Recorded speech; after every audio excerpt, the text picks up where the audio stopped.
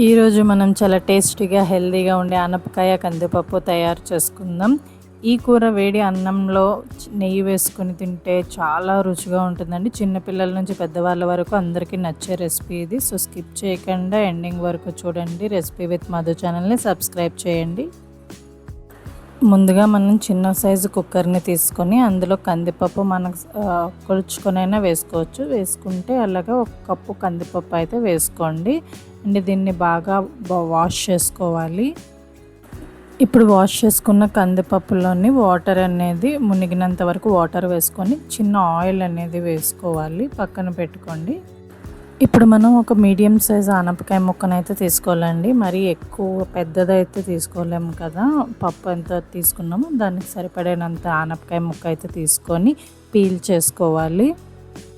శుభ్రంగా కడిగి చిన్న చిన్న ముక్కల కింద కట్ చేసుకొని పెట్టుకోవాలి. మనం ఆల్రెడీ కందిపప్పు కుక్కర్లో తీసుకున్నాం కదండి, వాష్ చేసుకొని దాంట్లోకి ఇప్పుడు ఈ కట్ చేసి ఉంచుకున్న ఆనపకాయ ముక్కలన్నిటినీ వేసుకోవాలి. వేసుకొని ఇందాకలో ఆయిల్ వేసుకోలేని వాళ్ళు ఇప్పుడు జస్ట్ చిన్నది ఆయిల్ అనేది వేసుకొని కప్ అనేది పెట్టేసుకోవాలండి. కుక్కర్ మూత ఇప్పుడు కుక్కర్ స్టవ్ మీద పెట్టుకొని ఫస్ట్ విజిల్ అయితే హై ఫ్లేమ్లో ఉంచుకోండి. మిగతా ఒక 4 విజిల్ అనేవి సిమ్లో ఉంచుకుంటే పప్పు అనేది బాగా ఉడుకుతుంది. సిమ్లో 4 విజిల్లు అయిన తర్వాత స్టవ్ ఆఫ్ చేసి కొద్దిసేపటి వరకు కుక్కర్ అనేది పక్కన పెట్టుకోవాలి. కొంచెం సేపటి తర్వాత కుక్కర్ మూత అయితే ఓపెన్ చేసి చూడండి. ఓపెన్ చేసి చూసారు కదా, పప్పు ఆనపకాయ అనేది ఎంత బాగా ఉడికిందో. మనం సిమ్లో అనేవి ఒక 2-3 విజిల్లు అయినా సిమ్లో ఉంచుకోవడం వల్ల పప్పు అనేది చాలా బాగా ఉడుకుతుందండి. సో మీరు కూడా ఒక విజిల్ హైలో ఒక 4 విజిల్లు సిమ్లో ఉంచుకుంటే ఒకసారి మీరు కంపేర్ చేసుకొని చూసుకోండి పప్పు ఎంత బాగా ఉడుకుతుంది అనేది. ఇప్పుడు ఇక్కడ నేను ఒక బౌల్ తీసుకొని అందులోని ఒక నిమ్మకాయ సైజ్ అంత చింతపండుని వాటర్ వేసుకొని నానబెట్టుకుంటున్నానండి. పప్పులోకి పులుపు అనేది లేకపోతే అసలు ఆ పప్పు టేస్టే బాగోదండి. సో పులుపు ఉంటే టేస్ట్ వేరే లెవెల్లో ఉంటుంది. ఇప్పుడు నానబెట్టున్న చింతపండు పొల్లు ఉంది కదండి, దాన్ని బాగా పిండుకొని ఆ రసాన్ని ఇప్పుడు తీసుకొని వచ్చి కుక్కర్లో మనకు కందిపప్పు అయితే ఉన్నది కదా ఉడకబెట్టింది, అందులో వేసుకొని బాగా కలుపుకోవాలి.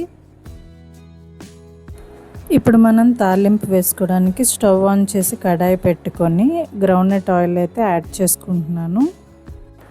ఆయిల్ అనేది బాగా వేడెక్కిన తర్వాత ఒక 4 వెల్లుల్లి రెబ్బల్ని చెదగొట్టుకొని అవి ఆయిల్లో వేసుకోవాలి. ఇప్పుడు మనం కొంచెం ఆవాలు, చిటికెడు జీలకర్ర, ఎండుమిరపకాయలు చిక్కుకొని వేసుకోవాలి. ఇప్పుడు కొంచెం కరివేపాకు వేసుకొని దోరగా ఫ్రై చేసుకుంటూ ఉండాలి. అవి కొంచెం వేగిన తర్వాత కొంచెం పసుపు అయితే వేసుకోవాలి. ఆయిల్లో పసుపు వేసుకోవడం వల్ల పసుపు స్మెల్ అనేది ఎక్కువగా రాకుండా ఉంటుందండి. సో పసుపు అనేది యాడ్ చేసుకొని ఫ్రై చేసుకోండి. ఇప్పుడు మనం ఉడకబెట్టుకున్న పప్పు, ఆనపకాయ, అందులో చింతపండు వాటర్ కూడా వేసుకున్నాం కదా, మిక్స్ని తీసుకుని వచ్చి కడాయిలో వేసుకోవాలి. బాగా మిక్స్ చేసుకుంటూ ఉండాలి. ఇప్పుడు పప్పు అనేది ఉడుకుతున్నప్పుడు మనకి రుచికి సరిపడా సాల్ట్, కొంచెం చిటికెడు కారం అనేది యాడ్ చేసుకోండి. అండ్ ఇక్కడ కారం కొంచెమే ఎందుకు చెప్తున్నానంటే మనం ఆల్రెడీ తాలింపులోని ఎండుమిరపకాయలు అనేవి చిక్కుకున్నాము. సో కారం అనేది ఎక్కువగానే ఉంటుంది.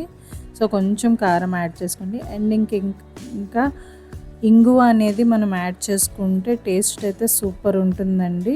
అండ్ డైజెషన్ కూడా చాలా మంచిది.